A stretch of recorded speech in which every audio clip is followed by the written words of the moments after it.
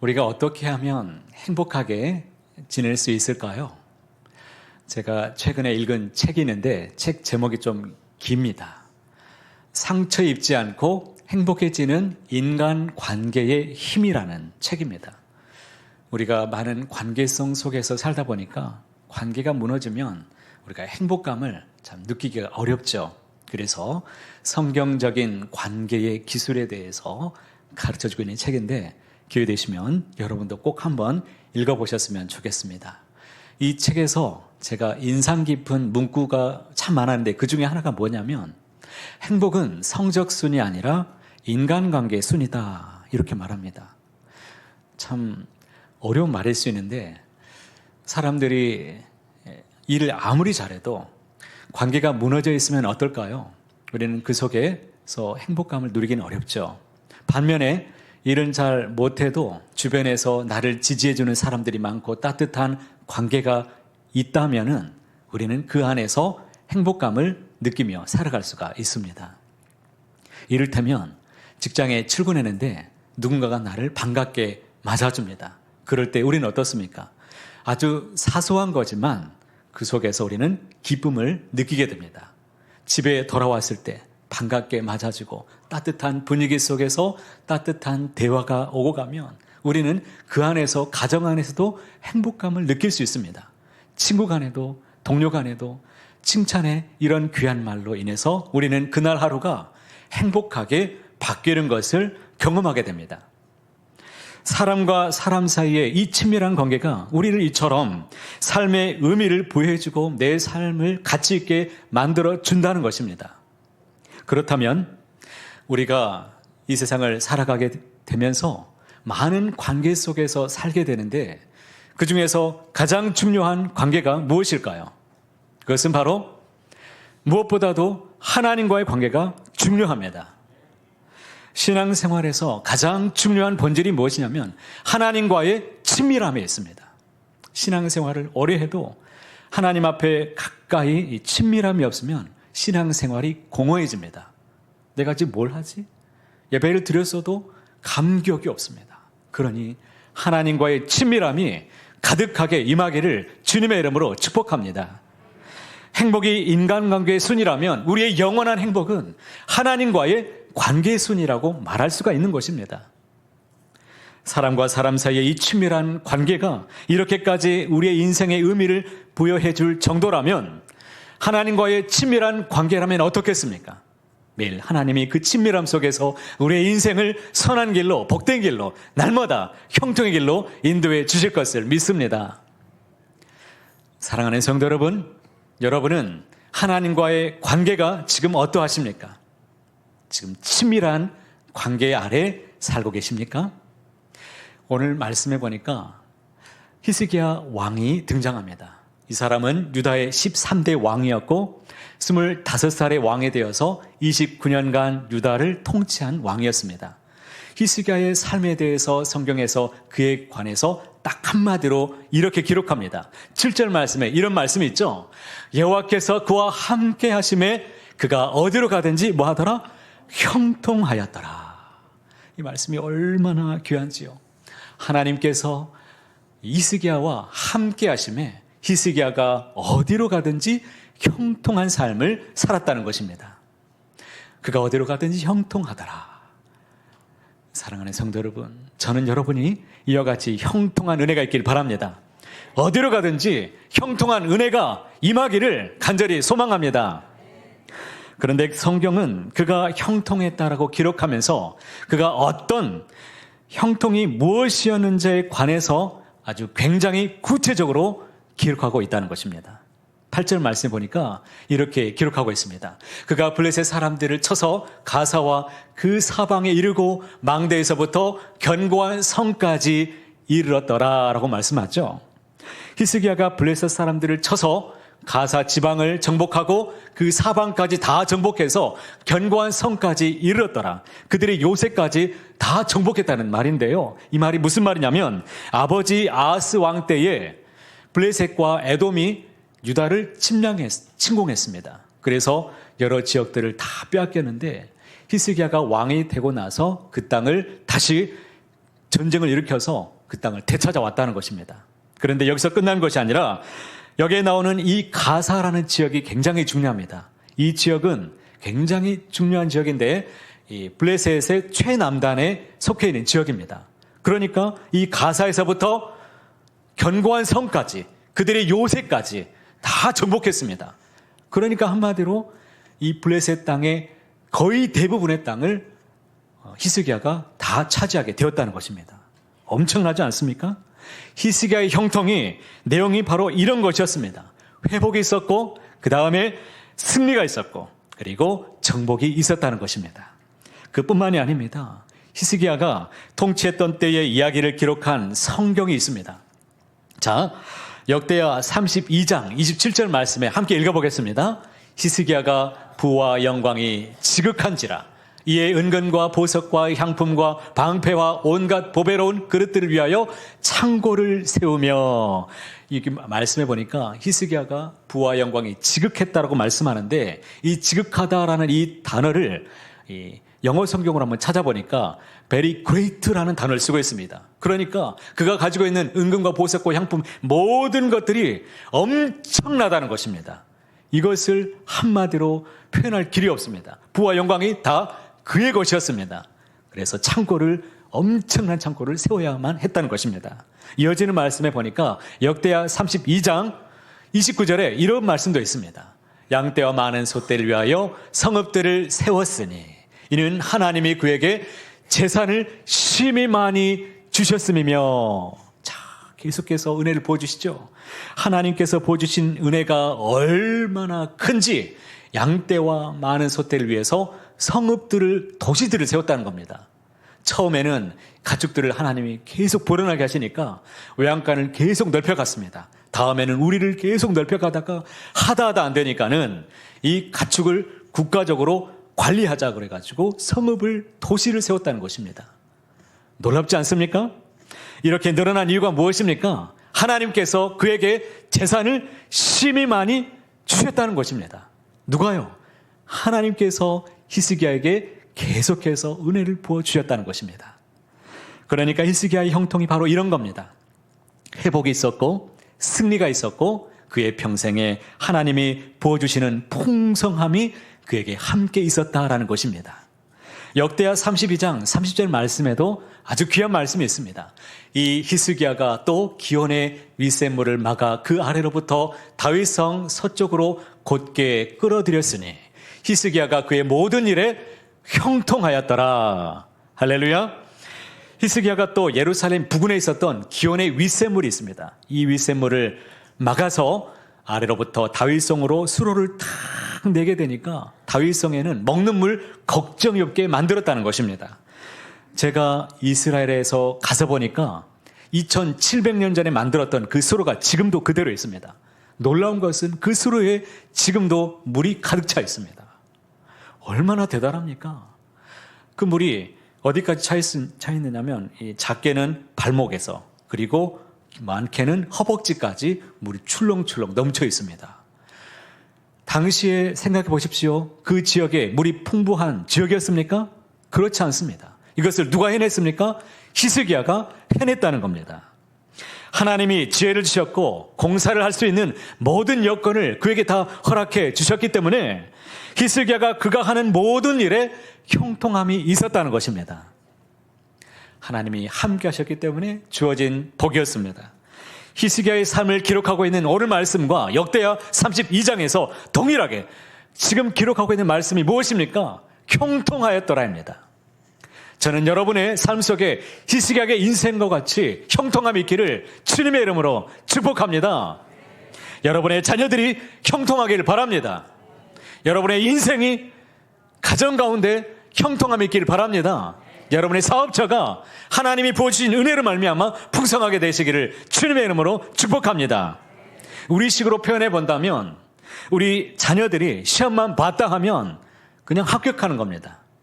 손만 댔다 하면 사업장이 그냥 잘 되는 겁니다. 직장에 원서를 썼는데 어서 오십시오라고 나를 데려가는 겁니다. 얼마나 좋습니까? 하나님이 돌봐주시고 하나님이 지켜주시고 하나님이 이루어주시고 채워주시고 부어주심으로 말미암아서 풍성한 이런 삶이 저와 여러분에게 가득히 임하게 되시기를 주님의 이름으로 축복합니다. 자, 이제 흥분을 좀 가라앉히고, 그렇다면 도대체 왜 이렇게 히스기야의 인생에는 많은 사람들이 부러워할 만큼의 이런 형통함이 있었는가? 왜 내 인생에는 이런 일이 없는가? 어떻게 히스기야에게는 이런 놀라운 은혜를 하나님이 부어주셨을까? 우리가 알아봐야 되지 않겠습니까? 역대하, 자, 말씀 보기 전에 히스기야에 관해서 많은 이야기를 우리가 할 수 있는데, 제가 주목할 수밖에 없는 한 가지 이야기가 있습니다. 그게 뭐냐면, 히스기야가 왕이 되고 난 이후에 성경은 이례적으로, 제가 이례적이라고 말했습니다. 제일 먼저 그가 했던 일에 대해서 정확하게 지금 명시하고 있다는 것을 우리가 주목해야 됩니다. 오늘 말씀 2절에 보면 히스기야가 왕위에 올랐을 때 그의 나이가 몇 살이었습니까? 25세였습니다. 그리고 그가 25세 왕이 되었을 때 가장 먼저 한 일이 무엇이었던가를 우리가 알아봐야 되는데, 무엇이었을까요? 역대하 29장 2절로 5절에 있는 말씀을 제가 읽어보겠습니다. 히스기야가 그의 조상 다윗의 모든 행실과 같이 여호와 보시기에 정직하게 행하여 첫째 해 첫째 달에 여호와의 전 문들을 열고 수리하고 여호와의 전을 성결하게 하여 그 더러운 것을 성소에서 없애라. 할렐루야.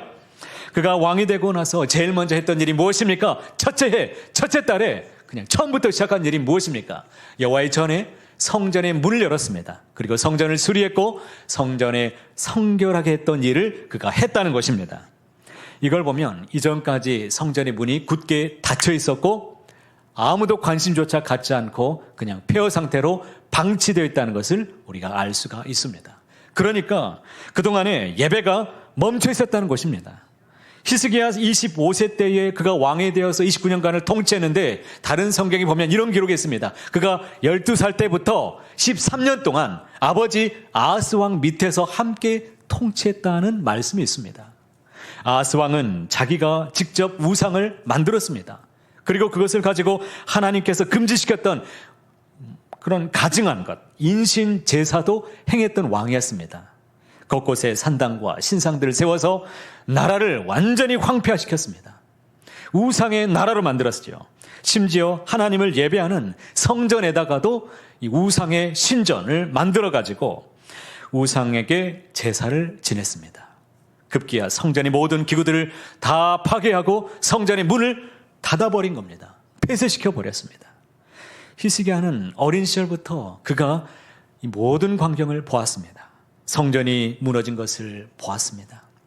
그리고 사람들의 삶이 점점 무너지는 것도 보았습니다. 예배가 무너지니까 성전이 닫혀있고 성전이 무너지니까는 사람들의 삶이 황폐해지고 나라도 점점 하얀 길로 계속 내려가는 것을 어린 시절부터 본 겁니다. 그리고 긴 시간 동안 그가 깨달은 것이 있습니다. 그렇구나. 예배가 멈춰지는 게 얼마나 위험한 일인가. 예배가 중단되는 게 얼마나 잘못된 일인가. 그것을 어린 시절부터 그가 계속 보면서 깨달았다는 것입니다. 생각해 보시길 바랍니다. 왕이 되자마자 첫날부터 그가 무엇을 했습니까? 성전의 문을 열었습니다. 성전을 깨끗이 하고 성결하게 만들었습니다. 성전을 수리했습니다. 모든 사람들에게 성전을 열어주었습니다. 이것이 무엇을 말합니까? 그가 얼마나 많은 시간을 고민하고 준비했는지를 충분히 알 수 있는 말씀입니다. 내가 왕이 되기만 해봐라. 내가 이것부터 한다. 그는 정말 이를 갈고서 칼을 갈고 있었던 것 같습니다. 히스기야가 제일 중요하게 여겼던 것이 무엇이었습니까? 그것은 하나님 앞에 드리는 예배였습니다. 왕이 됐으니까 그동안 하고 싶은 일이 얼마나 많았겠습니까? 아버지 아하스 왕 밑에서 무려 13년간이나 그가 눈칫밥을 먹으면서 함께 지냈습니다. 그러니 왕이 되면 그가 하고 싶었던 일들이 얼마나 많았겠습니까? 자기를 과시하고 싶지 않았겠습니까? 그런데 그렇지 않았다는 겁니다. 왜 그렇습니까? 그에게 있어서 제일 중요했던 것은 무엇입니까? 예배였기 때문입니다. 예배가 중요하다는 것은 하나님이 자기 인생에서 제일로 중요하다는 것입니다. 예배가 소중하다는 것은 하나님이 내 인생에서 최고로 소중하다는 것입니다.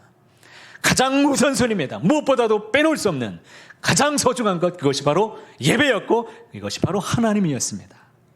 그렇게 늘 그의 삶의 중심에는 예배가 있었고 그 삶의 중심에 하나님이 계셨습니다. 그렇게 살았던 히스기야의 삶에 대해서 성경이 분명하게 우리에게 가르쳐 주죠. 히스기야가 그가 가는 모든 길에 어디로 가든지 형통하였더라. 우리 인생에서 예배가 확실해지면 모든 것이 다 확실해집니다. 내가 지금 부족한 것이 있어도 그래도 확실해집니다. 그래, 하나님이 지금 나에게 연단하고 계시는구나. 내가 걸어가야 될 길이 분명해집니다. 모호해지지 않습니다. 확실해지는 거예요. 비전도, 계획도, 내 인생에 관한 모든 목표도 분명해집니다. 역대하 31장 20절과 21절에 아주 귀한 말씀이 있는데 함께 읽어보실까요? 히스기야가 온 유다에 이같이 행하되 그가 행하는 모든 일 곧 하나님의 전에 수종드는 일에나 율법에나 계명에나 그의 하나님을 찾고 한 마음으로 행하여 형통하였더라. 하나님의 전에 수종드는 일이 무엇이냐면 예배를 말합니다. 그가 예배하는 일을 너무나 즐겁게 여겼습니다. 첫 번째가 수종드는 일이었습니다. 히브리어 성경에 찾아보니까 수종드는 일, 섬기는 일, 이것을 이 아바드라고 말합니다. 자, 익숙한 단어죠. 우리 아바드 회원들이 있을 텐데요. 이처럼 하나님을 예배하고 섬기는 일에 그가 가장 먼저 앞장서 갔다는 것이죠. 예배가 확실해지잖아요. 그러면 우리 인생은 막힘이 있어도 풀리게 되어 있습니다. 예배가 예배다워지면 내 인생에 하나님께서 폭포수같이 은혜를 부어주심을 날마다 경험하며 체험할 수가 있습니다. 이것이 바로 하나님이 주시는 형통함입니다. 그러니 여러분은 어디로 가든지 형통하기를 원하십니까? 더 큰 소리로 한번 고백해 보시기 바랍니다. 여러분은 어디로 가든지 형통하기를 원하십니까? 그런 형통함이 있기를 바랍니다. 그러기 위해서는 예배를 무엇보다도 예배의 성공자가 다 되시기를 주님의 이름으로 축복합니다. 그러기에 우리의 예배를 우리가 함께 점검해 보아야 됩니다. 나의 예배 생활이 어떤가를 들여다 봐야겠죠. 저는 이 말씀을 준비하면서 마음이 한편으로는 참 아팠습니다.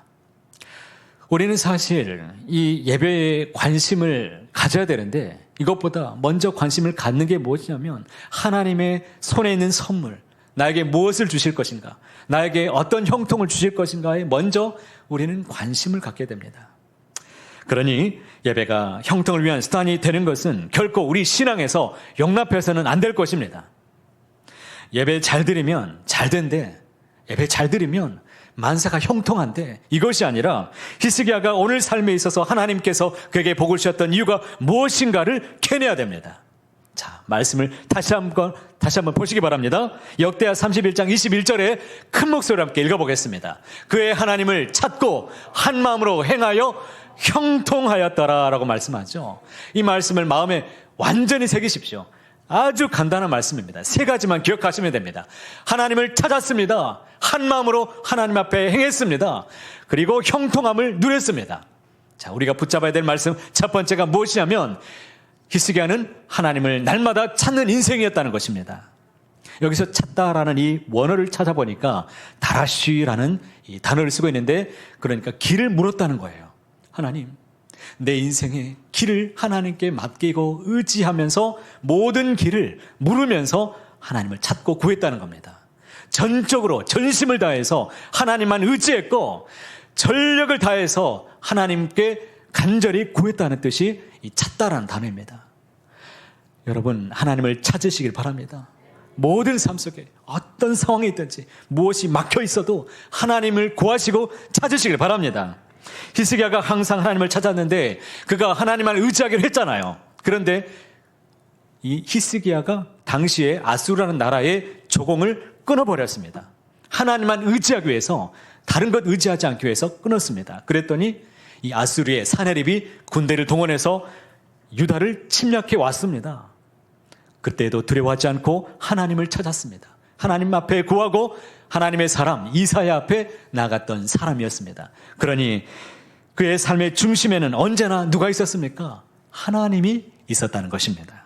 두 번째는 한 마음으로 행했다라는 것이 중요합니다. 한 마음은 나누지 않는 마음이요 전심 전력을 다해서 행했다는 것입니다. 하나님을 섬기는 데 있어서 다른 마음을 품지 않고 하나님의 영광을 위해서 그가 성실하게 임했다는 것입니다. 그렇기 때문에 계획을 완수할 수 있었고 많은 백성들이 하나님을 찾게 되었고 우상을 다 무너뜨려 버리고 하나님 앞에 예배하는 성실한 예배자들이 다 될 수 있었습니다. 특별히 성전 예배를 회복했던 왕이 히스기야였습니다. 얼마나 귀합니까? 세 번째로 중요한 말씀이 있습니다. 그는 형통한 삶을 살아냈다라고 말씀합니다. 형통을 쫓았다라고 말씀하지 않아요. 형통이 그를 쫓아다녔습니다. 따라다니는 인생이었습니다. 원어를 보니까 찰라흐라는 단어를 씁니다. 찰라흐. 구약 성경에 보면 이 단어를 사용할 때마다 이 배경에는 여호와께서 함께 하셨다라는 말씀이 전제적으로 항상 따라다닙니다. 하나님이 항상 함께 하심이 그를 따라다니는 거예요. 이 말씀이 대표적으로 요셉이죠. 여호와께서 그와 함께 하심에 요셉이 형통한 자가 되었더라라고 말씀합니다. 우리가 읽었던 7절에도 여호와께서 그와 함께 하심에 그가 어디를 가든지 형통하더라. 찰나으라는 단어를 쓰지요. 여기서 형통은 하나님이 함께 하심에 함께 하심으로 얻어지는 축복과 복과 은혜를 말합니다. 성공도 다 포함됩니다. 그러나 오해하지 마십시오. 형통은 단순히 부자 되는 것이 아닙니다. 하나님과 함께하기 때문에 어떤 상황에 이르든지 그 속에서도 감사할 수 있었고 그 속에서 평안함을 누릴 수 있는 인생, 이것이 바로 형통함입니다. 그러니 하나님을 찾으시길 바랍니다. 내 인생 속에서 한 마음으로 하나님 앞에 행하는 저와 여러분 되시기를 간절히 소망합니다. 오늘 성경은 히스기야가 하나님을 예배하고 어떻게 예배했는지에 대해서 기록하고 있는데 그의 예배가 어떤 예배였는지에 대해서 정확하게 구체적으로 기록하고 있습니다. 오늘 말씀의 5절과 6절 말씀도 함께 읽겠습니다. 히스기야가 이스라엘의 하나님 여호와를 의지하였는데 그가 그의 전후 유다 여러 왕 중에 그러한 자가 없었으니 곧 그가 여호와께 연합하여 그에게서 떠나지 아니하고 여호와께서 모세에게 명령하신 계명을 지켰더라. 히스기야가 하나님을 의지했는데 그가 어떻게 의지했습니까? 그가 하나님께 연합했다라고 말씀합니다. 하나님에게서 떠나지 아니하였다라고 말씀합니다. 이것이 아주 중요하죠. 예배의 핵심이 뭔 줄 아십니까? 하나님과 함께 연합하는 것입니다. 하나님과 함께하며 하나님을 떠나지 않는 것, 이것이 바로 예배의 핵심이라는 겁니다. 이 모습이 얼마나 중요했는지 그의 전후에 유다 왕 중에 여러 왕 중에 이런 사람이 있다 없다? 없었다는 겁니다. 그러니까 하나님 보시기에 히스기야의 예배가 가장 모범적인 예배였다는 겁니다. 하나님이 지금도 우리가 예배 드리고 있는데 히스기야 예배와 같은 이런 예배를 드리는 사람들을 지금도 하나님은 주목하고 찾고 계십니다. 예배는 단순히 반복되는 종교 의식이 아닙니다. 예배는 구원받은 하나님의 백성들이 예수 그리스도의 이름으로 주님의 공로로 주님 앞에 나와서 하나님을 만나고 그리고 그 하나님을 알고 그 하나님을 체험하면서 날마다 하나님과 친밀해지는 것, 가까워지는 것이 이것이 바로 예배입니다. 예배의 핵심이 무엇이냐면 하나님과의 친밀한 연합이었다는 겁니다. 하나님과 함께 친밀한 관계가 이것이 바로 예배의 핵심이었습니다. 마치 혀가 입천장에 딱 달라붙어 있는 것처럼 뗄래야 뗄 수 없는 이런 온전한 결합, 이것이 바로 예배의 핵심이었습니다. 히스기야가 그렇게 하나님과 착 달라붙어 있으니까 히스기야가 가는 곳은 하나님이 가시는 겁니다. 히스기야가 생각하고 원하는 것은 하나님이 원하시는 겁니다. 히스기야가 가는 곳은 하나님이 원래 원하셨던 길이었습니다. 무슨 의미인지 아시겠죠? 착 달라붙어 있고 그가 함께하니까 하나님이 그와 생각과 함께하는 인생, 그런 인생이었습니다. 바로 히스기야의 형통의 이유는 바로 예배였고 그 예배의 핵심은 예배의 핵심이 무엇입니까? 하나님과의 친밀한 연합이었다는 것입니다. 이것이 바로 핵심입니다. 본래 우리는 죄 때문에 하나님과 분리되어 있는 관계 속에서 살아갔습니다. 이것이 성경에서는 사망이라고 말합니다. 우리는 스스로 죄를 해결할 수 있는 방법이 없습니다. 그러나 하나님은 저와 여러분을 사랑하시기 때문에 친히 이 땅에 오셨습니다. 그리고 예수님이 우리의 모든 죄를 친히 담당하셨습니다. 그리고 우리를 의롭다 하기 위해서 우리를 위해서 다시 살아나셨습니다. 우리는 예수님을 나의 구주, 나의 하나님으로 믿음으로 말미암아 우리는 구원을 다 얻었습니다. 하나님은 그 믿음을 보시고 우리를 의롭다고 인정해 주고 계십니다. 비록 우리는 여전히 죄성을 가지고 있지만 하나님은 그런 모습을 보시는 것이 아니라 예수님을 믿는 믿음을 지금도 주목하고 보고 계십니다. 이것이 바로 은혜입니다.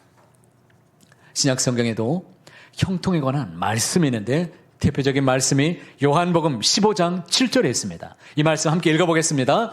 너희가 내 안에 거하고 내 말이 너희 안에 거하면 무엇이든지 원하는 대로 구하라. 그리하면 이루리라. 이 말씀을 잠깐 두십시오. 형통의 비결이 이 말씀에 다 있습니다. 무엇이든지 원하는 대로 구하라. 그리하면 뭐하리라? 이루리라. 그런데 이 말씀에 대해서 우리가 너무 많이 오해하고 있습니다. 하나님이 이루어주신다고 했잖아요. 기도만 하면 주신다고 했는데 아무리 오래 기도해도 응답이 없는 그런 기도가 있지 않습니까?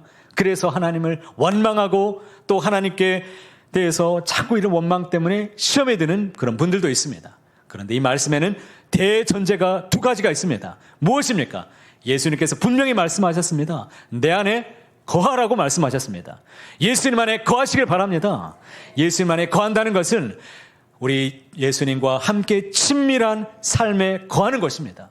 친밀함에 날마다 머물러 있으라는 말이에요. 포도나무에 가지가 붙어 있어야 생명을 얻고 열매를 맺는 것처럼 주님과 딱 달라붙어 있는 저 여러분이 되시길 바랍니다. 완전한 연합체가 되시길 바랍니다. 두 번째는 내 말이 너희 안에 거하면이라고 말씀하셨습니다.